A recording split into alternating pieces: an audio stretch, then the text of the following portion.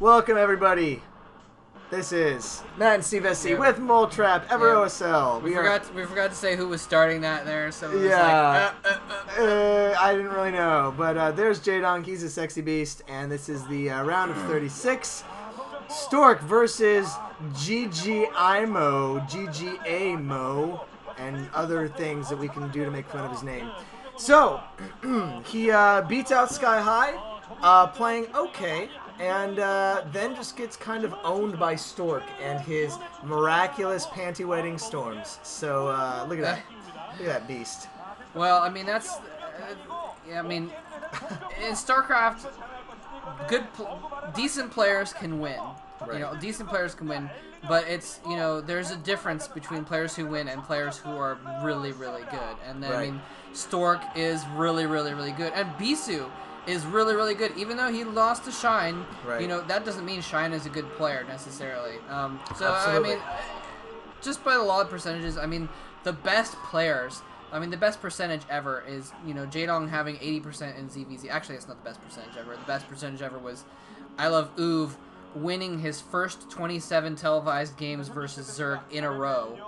That is pretty ridiculous. Before losing finally to, of course, none other than July Zerg. Oh, nice, yeah. I mean, if you're gonna lose to somebody, one of the most dominant Zergs ever. I mean, like, it's yellow, July Zerg, Savior, J-Dong. It's like the progression, basically. Anyway, regardless, point being, Stork is just really, really good, and, you know, you can see it in the fact that he's able to pull off the little stuff against ggaemo, whereas Sky High falls for it, and you know, it's just kind of the difference between an S-class player and I would even call Sky High an A-class player. He can hang with the top players, but he just hasn't quite gotten that real. Just top, can't really top win with yet. the top players very often. So, I mean, he has had some really good games in the past. I think that's what kind of jettisoned him up.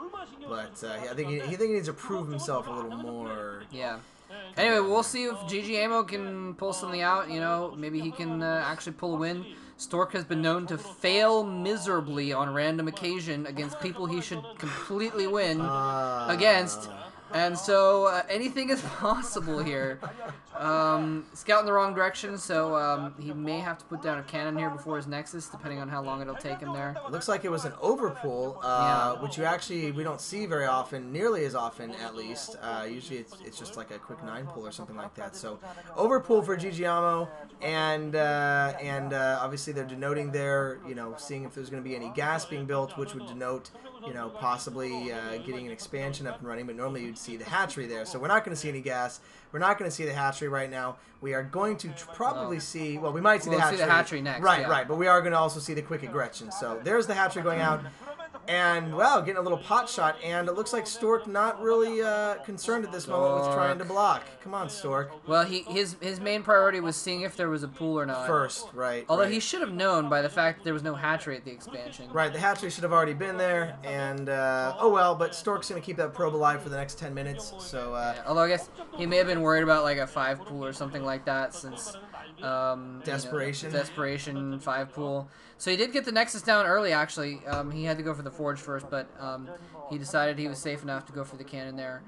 And that may have been why he went his probe straight in there. And now his probe is going to remain alive forever and see everything that ggaemo does for the rest of eternity. Right, one thing I really have respect for in Zerg players is the Zergling surround, because it is not quite as easy as people might think. It is an art form, and boy, man, it gives me a... Look at that timing. Oh my gosh, dude. Look at that perfect on first try wall of probes. That is why Stork is so good. And man, I would love to see Stork win another OSL. I would love to see Stork go out. I mean, it would be a shock because he's, you know, he's again the player. He's well above mediocrity, but decides to dip his toes into it every now and then, and just kind of goes up and down. And I'm showing like up and down waves with my hands right now because that's kind of how he is. But I mean, he's looking good here. I think with Stork, it really is a matter of trying to find the balance between the overly aggressive play and then the really smart aggressive play, which is what we saw in the last game. That was really smart aggressive. He had, as Moletrap said at the end of the last video, had Stork not had those High Templars with him, that force would have been slaughtered, and the game would have probably went on for another 15 minutes, but, you know, it could have eventually went in ggaemo's favor. So, all right, ggaemo getting up the standard 3 bases, as we generally see there. You are able to kind of do the base on either side. The map, of course, is El Nino, and I don't know. I'm trying to remember. I was trying to remember what the little symbol is called that is over the N in El Nino. The one that I forgot how to actually add. So you're gonna oh yeah, tilde. That's right. That's right. I don't know if it's called a tilde when it's over a letter. Well, you're gonna see it as El Nino, which sounds extremely white and gringo way of saying it, but oh well, whatever. Hey, look, guys, it's Stork's probe scouting out the other base and seeing exactly what's going on. Stargate's coming out. Corsairs are going to come out along with it. As usual, at this point, it's a matter of, you know, are we going to see Mutalisks or, you know, just Scourge forced into, Hydralisk and Scourge. I'd like to see some Mutalisk play, but I have a feeling ggaemo might not be the best with Mutalisks, and maybe that's why he hasn't been bringing them out. I don't know. I mean, you don't have to bring out Mutalisks against Protoss until the mid-game generally, but still, you know, it's not a bad thing to maybe catch some probes along the middle line or something like that. Yeah, that can always be fun, but you have to catch them off guard with it though. And right. Stork is way too aware of what's going on in his base. That's a good point. So it'd be really hard to pull that off. It's always fun to see that. But Stork knows it's not coming, so he's not gonna worry about it. Oh man, getting some hits off. Getting some hits on the probe. Wow, Stork getting careless with that Corsair on the way. Anyway, yeah, Stork gonna play a normal game. I wouldn't be surprised if we see a little bit of Sarah Reaver on this map in the future, not today. It seems like it might be a good Sarah Reaver map just because the air dominance is gonna be so helpful. Oh! Mineral tricking the probe through the Zerglings. Gonna get in the base, spot the hatchery, spot the spire. And I think his probe just died, but I'm pretty sure he spotted the spire first. It doesn't matter. His Corsair is on the way now. It is literally on the way. There it is.